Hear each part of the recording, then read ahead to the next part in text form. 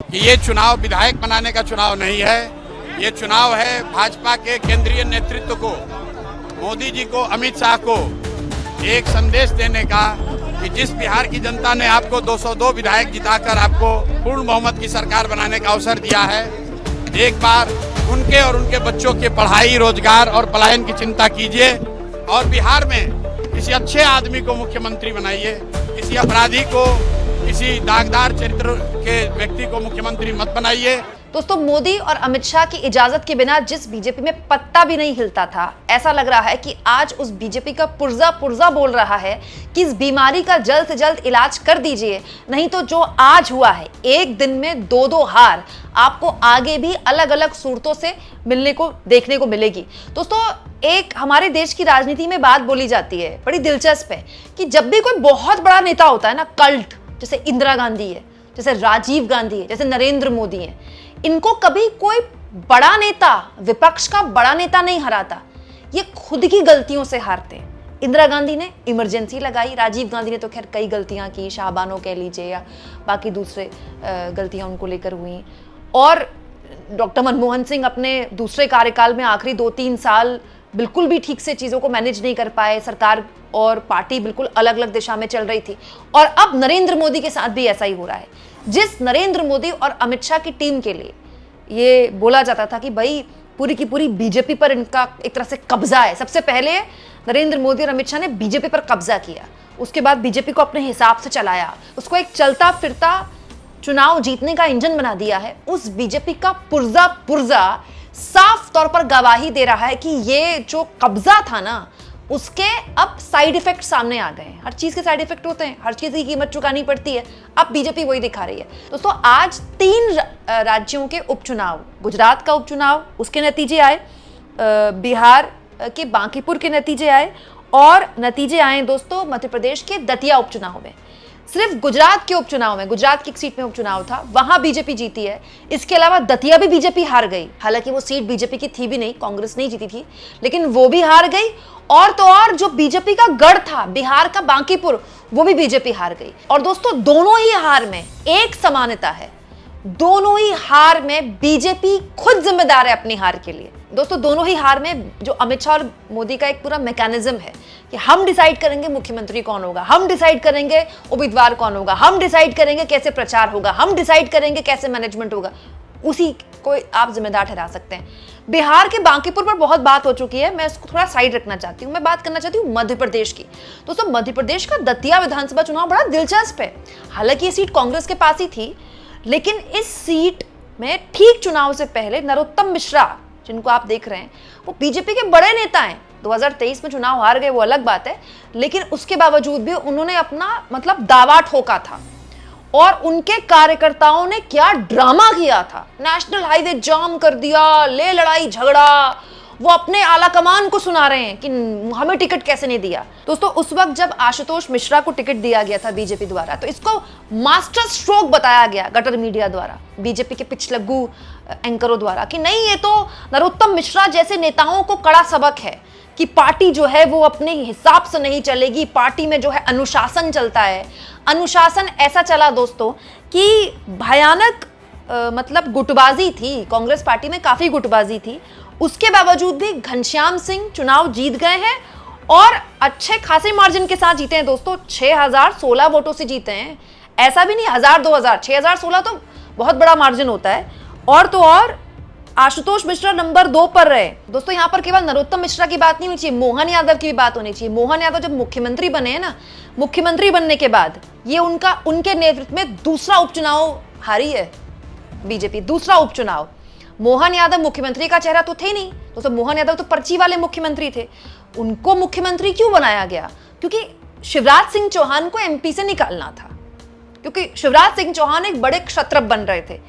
ऐसी ही गलतियां इंदिरा गांधी ने भी अपने जमाने में की थी, किसी भी क्षत्रप को उभरने नहीं देना।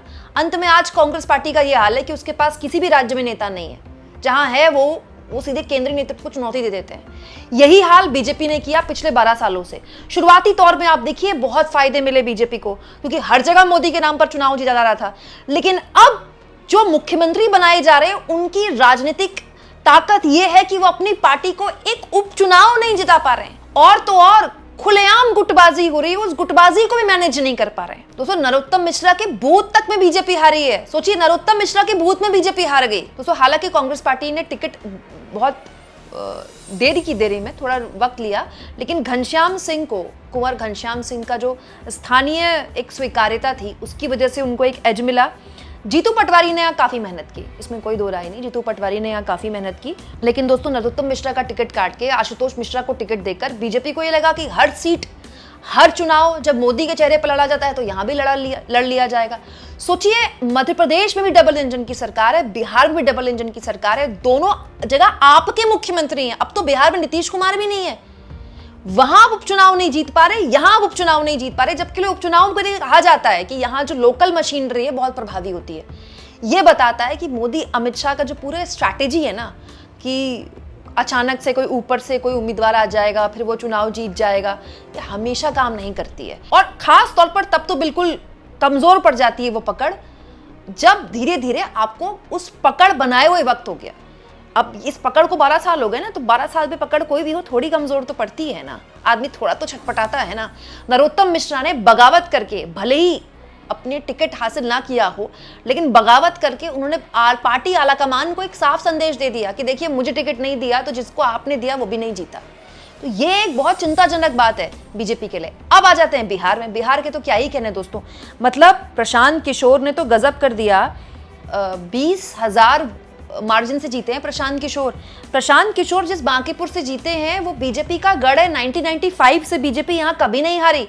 बीजेपी के राष्ट्रीय अध्यक्ष जिस सीट से विधायक बने नवंबर में, बीजेपी वो सीट नहीं बचा पाई। कितनी शर्मनाक है।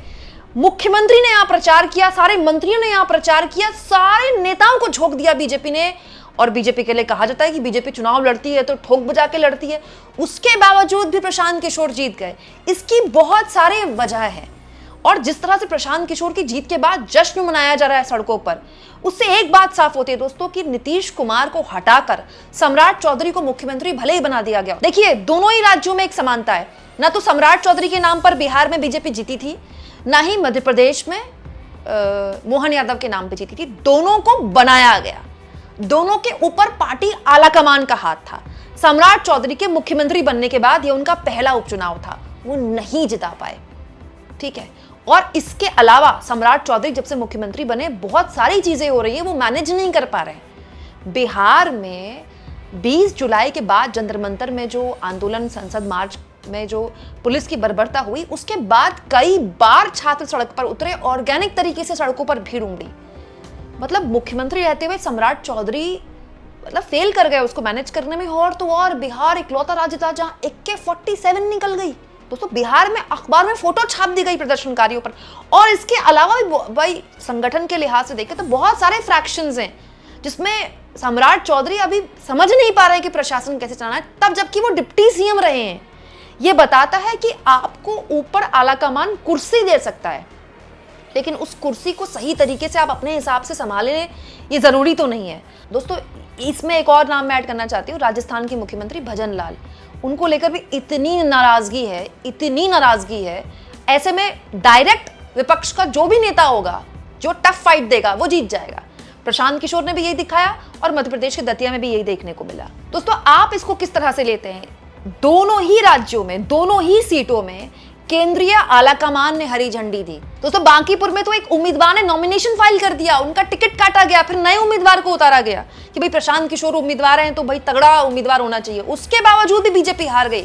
आपको क्या लगता है, ये केंद्रीय आलाकमान का और बीजेपी के जितने भी चाणक्य हैं बीजेपी के पास, उनकी स्ट्रैटेजिक भूल है? कमेंट बॉक्स में लिख के बताइएगा।